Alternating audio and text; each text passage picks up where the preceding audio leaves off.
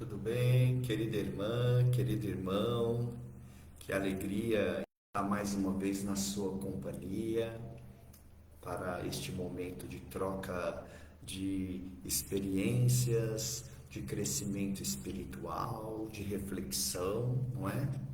E hoje eu tenho um assunto bem interessante para a gente conversar, que é tema de um artigo que eu escrevi nesta tarde, uma reflexão a respeito do protestantismo na modernidade.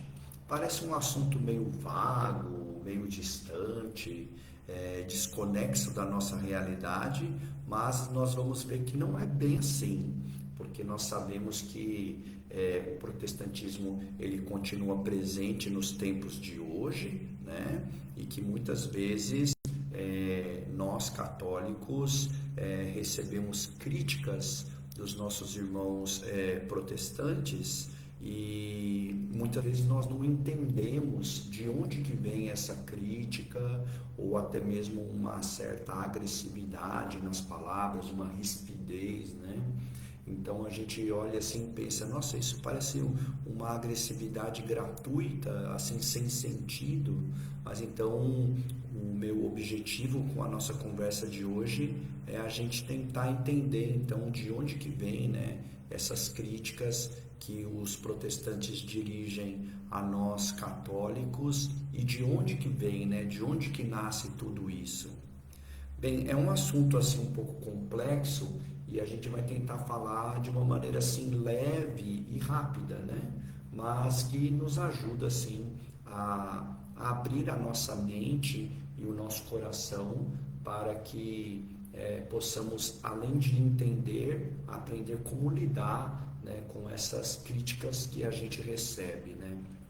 Bom, em primeiro lugar, a gente precisa lembrar que não existe apenas um tipo de protestantismo, né? Nós tivemos várias vertentes dentro do protestantismo, sendo que a primeira iniciou ali com o Martinho Lutero, né? Então, ele que nasceu no final do século XIII, início do século, perdão, final do século XIV, início do século XV, então ali quando estava iniciando a Idade Moderna, né? Então a Idade Moderna compreende os séculos XV até o XVIII. Então o Martinho Lutero, que foi o primeiro, né, a iniciar o protestantismo, então ele nasce ali no final do século XIV, início do século XV. Então há aí um encontro entre o início da modernidade e o início do protestantismo. Mas, como eu disse, então o Martinho Lutero foi apenas o primeiro de outras versões dentro do protestantismo. Então não há uma ideia única de protestantismo, mas várias vertentes, né? E ele surge dentro do mundo moderno. Mas nós sabemos que antes do mundo moderno nós temos ali a Idade Média, né?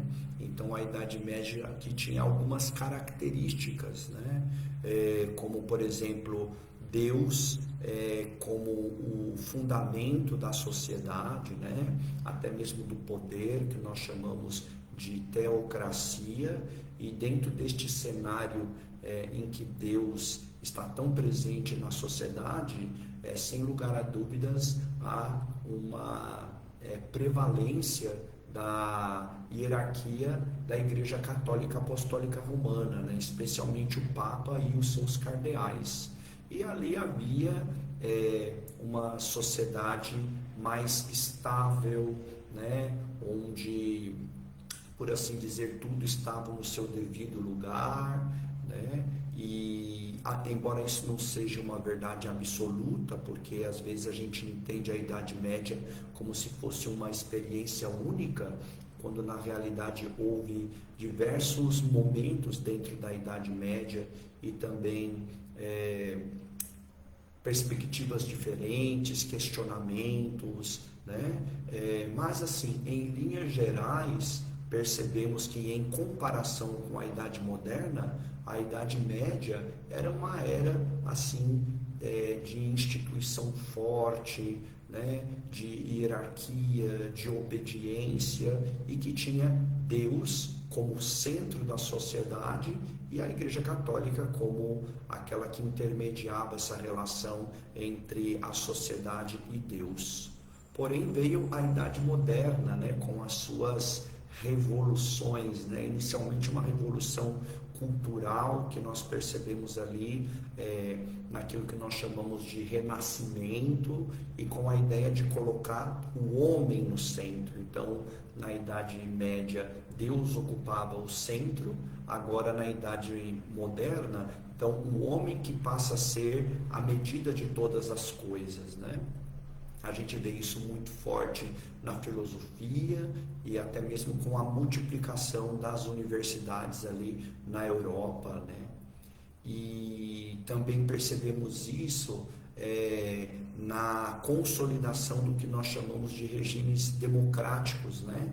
Então, os países antes, eles tinham uma experiência de monarquia, e então substituem a monarquia pela democracia, pela república.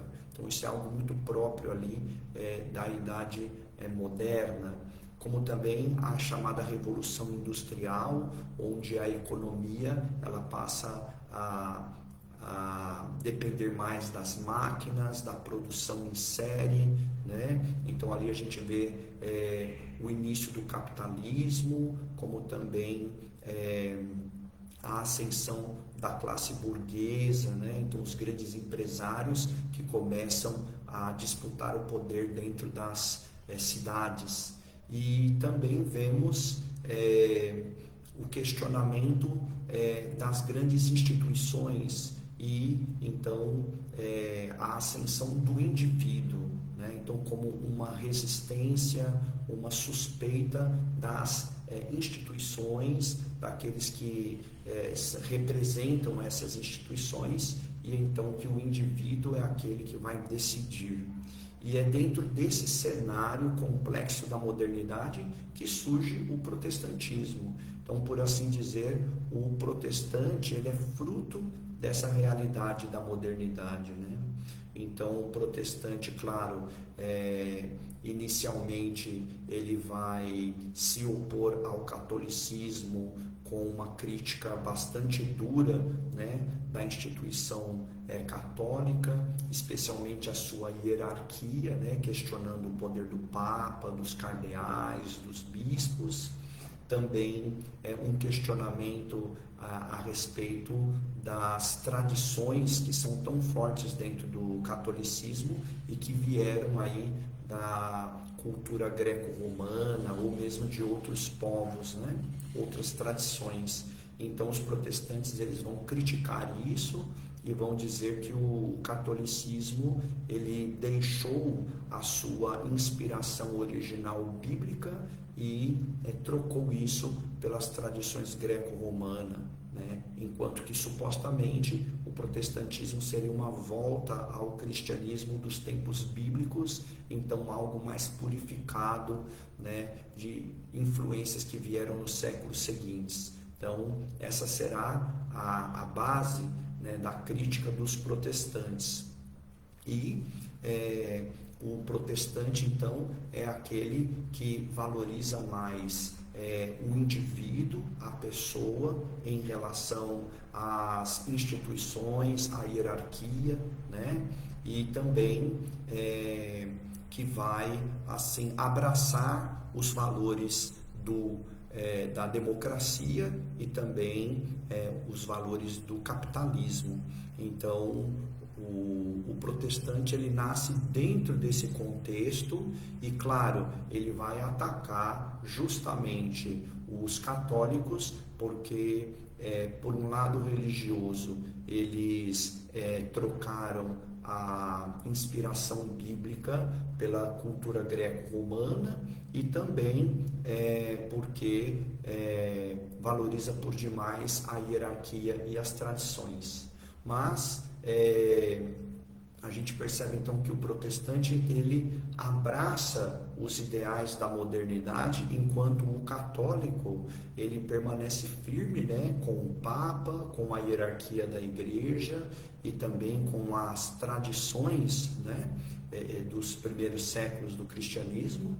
E isso então vai ser causa de embate aí entre os protestantes e os católicos.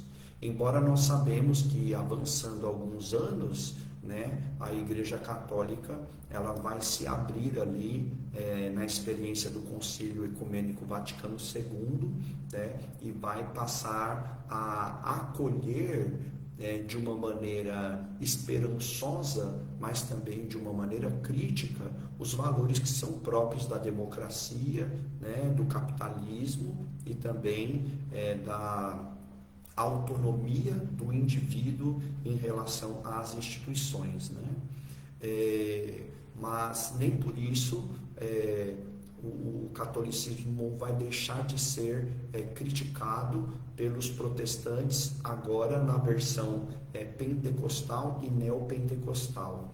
Ou seja, ainda na atualidade há um conflito, né, entre protestantes e católicos, né, por uma motivação religiosa, no sentido de que os protestantes acusam os católicos de terem abandonado, né, a inspiração bíblica dos primeiros séculos do cristianismo para abraçar tradições que são contrárias, né, que são mais baseadas nas culturas greco-romana. Isso por um lado, mas por outro também, porque muitas vezes o protestantismo, ele que nasceu na Idade Moderna, ele valoriza mais o indivíduo do que a instituição e que também abraça mais a causa da democracia e também ali do capitalismo, né?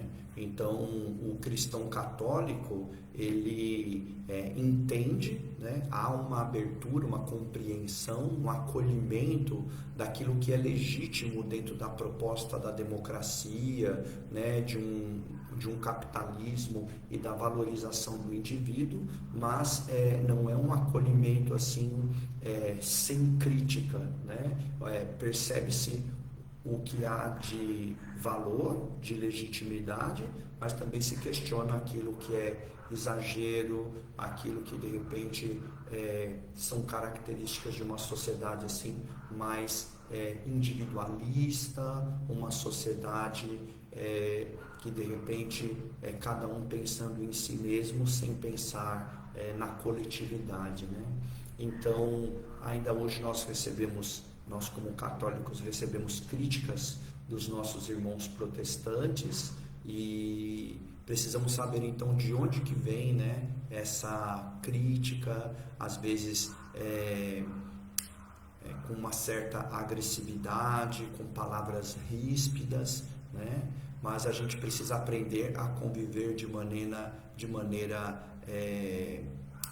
caridosa, sabendo conversar, dialogar, onde cada um possa apresentar aí as suas motivações, né, na linha do respeito aos que são diferentes, né, e que a gente possa, naquilo que é essencial, trabalhar juntos, rezarmos juntos e juntos sermos nessa sociedade tão dividida um exemplo de que no amor e na fé podemos caminhar juntos e construir um mundo cada vez mais parecido com os valores que Jesus Cristo nos deixou e nos testemunhou enquanto esteve neste mundo, né?